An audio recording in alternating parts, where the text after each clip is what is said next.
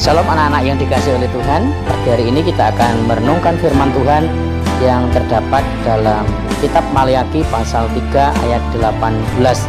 Demikian bunyi firman Tuhan.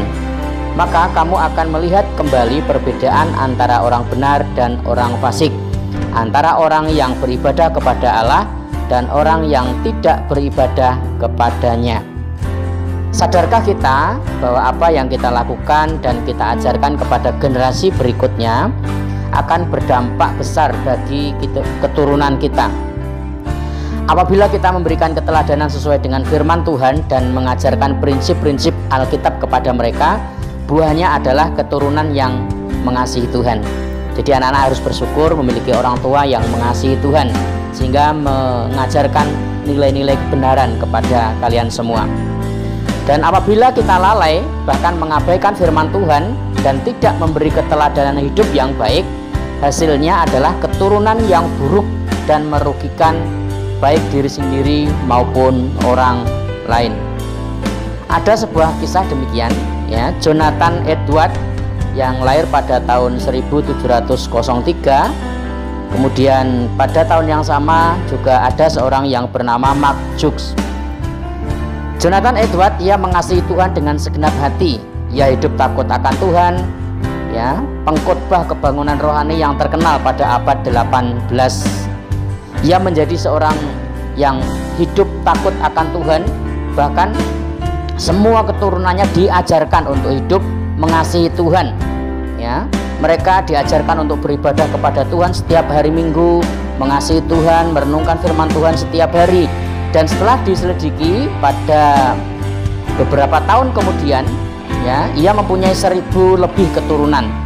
13 orang menjadi rektor, 65 orang menjadi profesor, 3 orang terpilih sebagai senator Amerika, anggota DPR, 30 orang menjadi hakim, 100 orang menjadi pengacara, 75 orang menjadi perwira militer, 100 orang menjadi pendeta.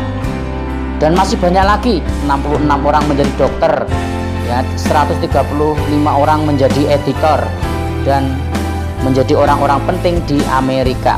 Ya, kemudian pada tahun yang sama, Mark Jukes adalah seorang yang hidup sejaman dengan Jonathan Edward.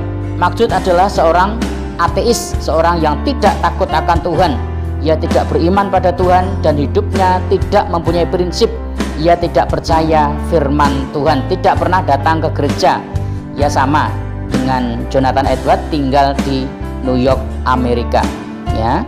Dia juga menikah dengan seorang yang tidak takut akan Tuhan. Mereka tidak pernah membawa anak-anaknya untuk datang ke gereja. Dia tidak percaya kepada Yesus Kristus dan tidak mengizinkan anak-anaknya pergi ke gereja meskipun mereka menginginkannya. Setelah diselidiki, keturunan Mark Jukes ini, ya, 310 mati sebagai pengemis. 150 orang keturunannya pernah masuk penjara dengan berbagai kejahatan yang pernah dilakukan. 7 diantaranya pembunuh, 100 orang lebih adalah seorang pemabuk. Banyak dari keturunannya menjadi wanita yang tidak baik. Dan keluarga ini telah merugikan negara Amerika 1,25 juta atau sebesar 12 miliar rupiah. Keluarga Mark Jukes telah merugikan pemerintah Amerika lebih dari $500 juta untuk merehabilitasi mereka. Artinya mereka bukan saja tidak memberikan kontribusi apa-apa kepada masyarakat, namun justru merugikan. Anak-anak yang dikasihi oleh Tuhan, penting bagi setiap kita untuk hidup takut akan Tuhan, hidup beribadah kepada Tuhan dengan segenap hati sejak dini, sejak saat ini, sejak sekarang ini. Oleh sebab itu, mari kita membawa selalu hidup kita, hati kita kepada Tuhan. Kita serahkan kepada Tuhan, Sang Pemilik kehidupan.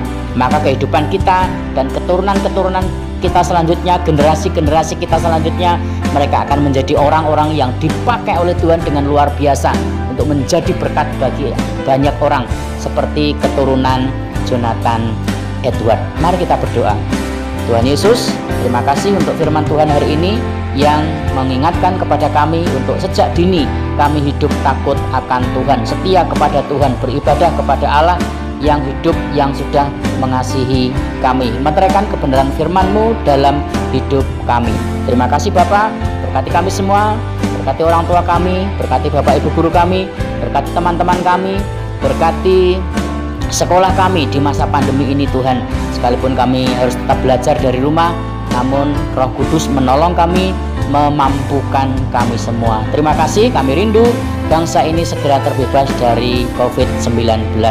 Di dalam nama Tuhan Yesus Kristus kami berdoa, haleluya, amin.